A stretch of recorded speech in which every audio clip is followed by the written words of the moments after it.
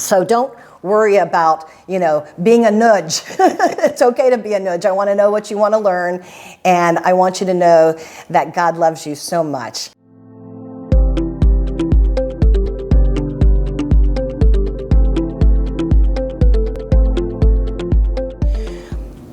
Hi everyone, this is Chef Beth. Glad you could be with us today. We're here at the Wolf Mission House with Associated Churches in Fort Wayne, Indiana, and our main focus for our program here is hospitality, creativity, spirituality, and nutrition. So let's get going. Today I'd like to talk to you about basic pieces of equipment that we use in the kitchen every day.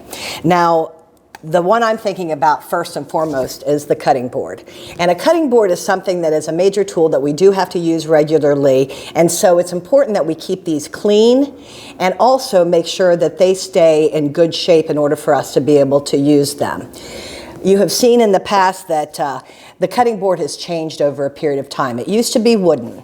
I have a wooden one that I'll show you here in a couple of minutes that is not in great shape. And I also have a couple of different plastic ones. Some of these are in wonderful shape and some of them aren't. So I want to show you some areas where you need to look for in order to decide when or not to throw away your board. Now, when it comes to safety with a cutting board, the first thing that you want to do is if your cutting board does not have feet on it, which this one does, most don't, you do want to put a damp towel underneath the cutting board. This is going to prevent the cutting board from moving around and becoming dangerous when you are using it to cut things. So this is a basic cutting board. You can buy them in a lot of different sizes. The biggest thing about this one is that it's small. So you don't have a whole lot of space to do a lot of major chopping. Now, they come in a variety of sizes, like I've said.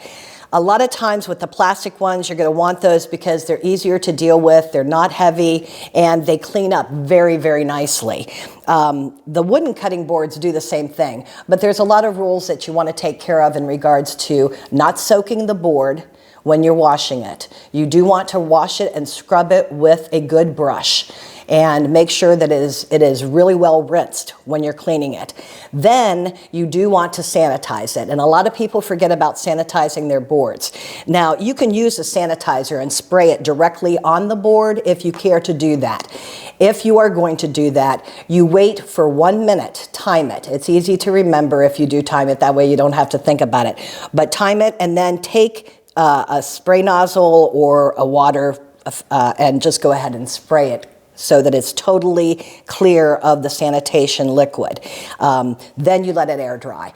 Now, I use things like Clorox bleach to spray this with, but if you put a teaspoon of Clorox bleach in your water to about 5 gallons of water, you're going to be able to sanitize all of your dishes. So if you like to hand wash, and especially the bigger things that don't go into the dishwasher, you can go ahead and hand wash these and then dip them into the sanitizer water and let them stay in there for 1 minute.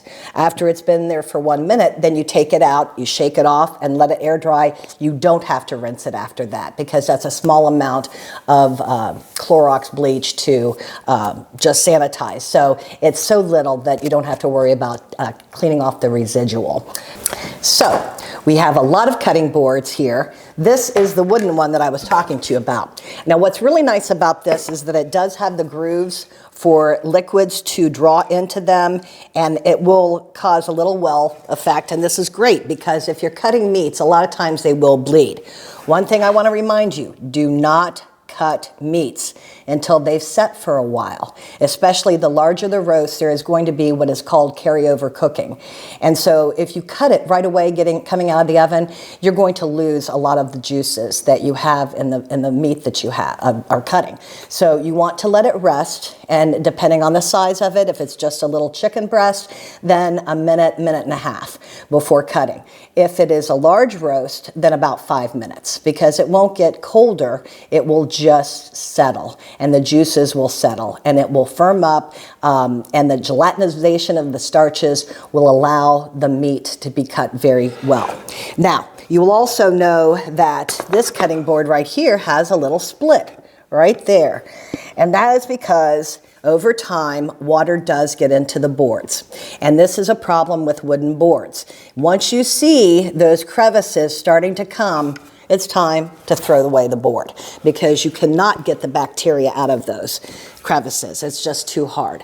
So, we have resorted to using the other side of this board for just vegetables, and it really has come to its time of time to go away now. But that is one of the boards that we do have that can really work for you over a period of time. Wood used to be good and considered a really good medium to cut knives on. And over time, the plastic cutting boards have come out. Now, these are great. I love the flexible ones because you can put what we call mise en place, your organization of flour, sugar, whatever. You can dump that stuff directly into your mixer when you're putting it on one of these flexible boards. You can also dice up vegetables and put them into your pots as you go. I really like that. Problem is that these have a tendency to develop scratches over time. And because they are sanitized, those white scratches start coming out. Now, when you see the grooves in this, as deep as they are, it's time to say goodbye to this cutting board. What's really nice, though, about these plastic boards, and some of them have bigger holes, you can use this to put small ingredients through into your little pots and pans. It's a good handle, but it is something that you do want to really consider the size of, depending on the food product that you're cutting. So when you do end up with boards like this, time to throw it away. I like the idea that they color code these things. The green cutting boards, the light ones, usually for fruits and vegetables, yellow, I do the same for. The red boards, I have a tendency to cut red meat on, and then any other color boards I will use for chicken specifically or fish specifically. Hey, I want to thank you all so much for coming today and listening to me. So hopefully next week we'll be talking more about herbs and spices and breads in the coming future. I really would like for you to know that I am willing to pray for you, and I would like any comments that you have to be sent to me personally. So don't worry about, being a nudge. It's okay to be a nudge. I want to know what you want to learn, and I want you to know that God loves you so much, and we do too, and we thank you so much for your participation here today. And please subscribe. We are really interested in having a good following, and God bless you and your neighbors. You take good care. Bye-bye.